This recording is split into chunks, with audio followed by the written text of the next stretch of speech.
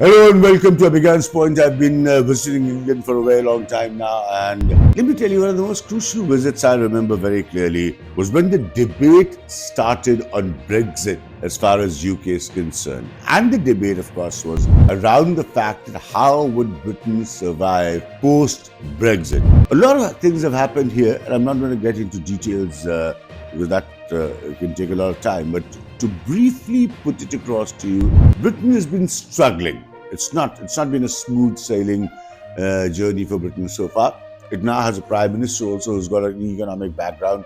He's just been praised for what he did during pandemic, but even he's not been able to sort out. So how does Britain tackle itself post Brexit? My second question is, how does it form new alliances, which could be from India to other places, because you've lost a large part of the Europe? And C, which I also feel is very important, that there are new countries and new economies which are developing in the world. Can Britain, like America, tap into it? I'll give you a specific example. A few months ago, I traveled to Philippines, and the Philippines has now moved almost out of the control of the Chinese and got much, much closer to the Americans right now. Now, can Britain play any of these kind of roles for itself? Because ultimately, Rishi Sunak is lowering taxes, and I keep saying, who will pay the bill? It can't be a situation that you lower taxes and subsidies costs get so high that somebody ends up paying the bill, and that somebody always is the common man. So I've got Stuart here, and introduce yourself, Stuart. Good day. Hello, everybody. My name's Stuart Cousins. I'm working at Oxford Business College at the moment. I've got a background in the higher education sector, and I'm happy to come and give some opinions and some views today and try and answer some of your questions. That's why I say that introduce yourself, Stuart, because there's no better place than Oxford Business College, where you learn business. Wherever you do, whichever part of the world you do business, that's a different story. But here you come and pay and learn business. So someone who's training here, who's teaching here, I'd like to talk to him. So what hopes do you think Britain has of coming out of its present economic crisis? Me personally, I think you've always got to be optimistic. I think there's a lot of work to do. Hope is no strategy. For me, I think there's probably two main areas of policy which the government could be working in. I think that's one is education. Right. We're just starting a technological revolution. Okay. We're in a new era for technology and efficiency. Okay. And if the UK can become a forefront and a leader in artificial intelligence along with America, I think there's hope there in that industry. And I think the other area is around green tech and low carbon futures. Too long have we been sort of beholden to other countries in terms of our energy security, and I think that's been shown quite recently. So if the government can balance those policy areas in terms of low carbonising the UK and reducing our requirement on foreign interests in terms of energy, I think that will help. And I think the way in which we can do that is by investing in that education sector to actually develop that skill set. So there are two areas, I think, from an education perspective, I think that the government should be leading in policy, which links in quite nicely then to the building the alliances. But let's also talk about the fact that how do you also build on the market? If you look at education, are you also suggesting that there should be much greater exchanges between countries from where you could bring in the technology, the knowledge partnerships, and the market into Britain? Because that's what that was going to be my next point. So if we take the lead in those areas, the knowledge exchange, which then comes with that, makes the... Yeah, because it's very strange. Americans have been very good at it, and I've been thinking about this for a very long time now, almost 7-8 years. But somehow there seems to be not a very clear idea of knowledge partnerships.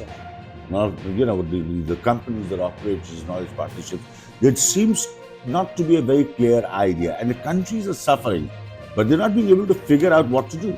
Yeah. For me, it's about how do you actually forge those alliances so that sharing of best practice that then leads to those closer bonds and ties can actually foster positive output. It's elements of looking at some of the the world leading companies, taking lessons from multinational companies, and can some of that be leaned into geopolitics? Right. Some of the biggest companies of the world have to deal with geopolitics all the time in order to extend their operations around the world. Where's the flip of that model? Yeah. How do they learn from some of these successful companies in order, from a political standpoint, to leverage those collaborations? Let me ask you a historical perspective here. It's very unique because a lot of things turn and come back in such as history. Do you think it's also time that Britain goes back to its traditionalist position of trading? I think as a small island nation, Yeah. Great traders. They were great traders. we have a historic perspective Yeah. of that. We have a dubious past, so to speak, in Yeah. some elements to that. But I think where we're forefront and leading now is in information and financial information services. So I suppose thinking about it through that perspective is, how do you trade in those commodities, not the old commodities that we used to ship around the world? And if the UK can get back to being in the forefront of those new and emerging themes and those emerging sectors, then trade and international trade develops as being a world leader in those fields. There's just one last point. That is also widely known and recognized as a very clear rotational hub of wrong money. Because you recognize, I've reported on the courts here, I've reported on the financial practices here. You recognize a lot of money in different islands which other countries don't. Do you think that also could pep up the economy in some way or the other? Although it's not the wrong money, it's not the right money. There's always a place, I think, for, in a conservative government anyway, for the look to make investment in the UK lucrative, opportunist, and return its, if you're going to put money into the UK economy, you're going to be wanting certain that it's competitive against the other global entities. So I think there is a need for international investment and building infrastructure around the UK to support that would be helpful. And I think one of the things that we often think about with UK investment is quite a lot of it is centralised in the southeast. Okay, I'm not asking a time analysis, but how much time do you think UK will take to get out of this situation? He's been there for quite some time. I mean, does Rishi Sunak get a second term because he's performed well economically? Personally, I don't think he does. Okay. I don't think there. But I think that the same, I think the political system at the moment prioritises short-termism. Short-term headline public policies for winning the vote is often the case with 5-year terms. And I think at some stage, it's probably a bigger question, but that the sort of political system does need to be looked at in order to how do we enable governments to come in and actually do longer-term policy work. Right. If actually you're thinking about it, in a 5-year term, they've probably only got 2 years of time to embed stuff into their policies. So before they're back on the we need to get re-elected bandwagon.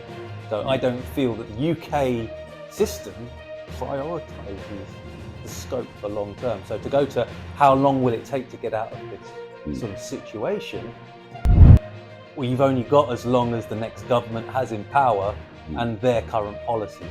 Right. So I think it's a chicken and egg question. Yeah. I don't think the next government, even if it's a Labour government, will solve the problems in a 5-year term. Right. Because there's not enough time there to do the things that the UK needs to do to become stable and independent.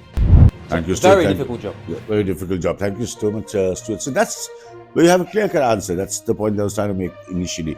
It's not yet out of it, but there is hope for any country to get out of it.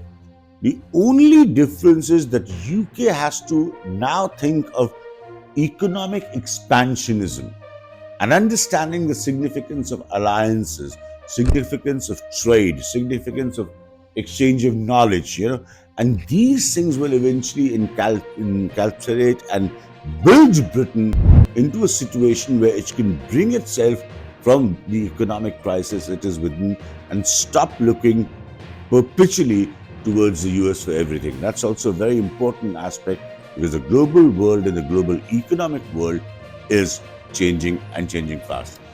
So this is Abhigyan Prakash from my Abhigyan's Point, from this business school environment where kids learn business, how to do business anywhere in any part of the world, signing off for my own YouTube channel.